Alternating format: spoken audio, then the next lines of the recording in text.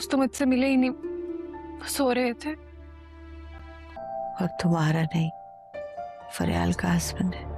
आप इस बात को छोड़ दें और ये रिश्ता तभी मजबूत होता है जब दोनों आखिरी लम्हे तक एक दूसरे से वफा निभाते हैं। मेरे कदमों में बैठ के हाथ जोड़ के गिड़गिड़ाने लगी, कहने लगी कि फिरोज की जिंदगी से निकल जाओ। और रही बात मेरे सर से भूत उतरने की, तो वो कभी नहीं उतरेगा। अभी उन्होंने मुझे इतना फोर्स किया कि मेरे पास वो घर छोड़ने के अलावा कोई ऑप्शन ही नहीं बचा।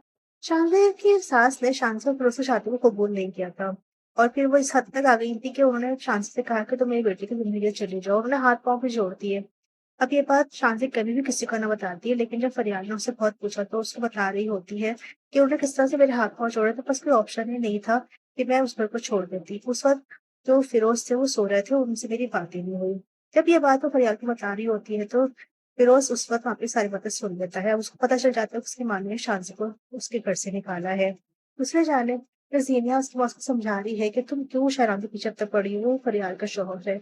तो वो उससे कहती है, आप ये बात को भूल गए हो किसका शौहर है, और मैं ये कभी भी नहीं हो सकता कि मैं उसको भूल जाऊं कि शहराम मेरी जिंदगी में था और मेरा शौहर था।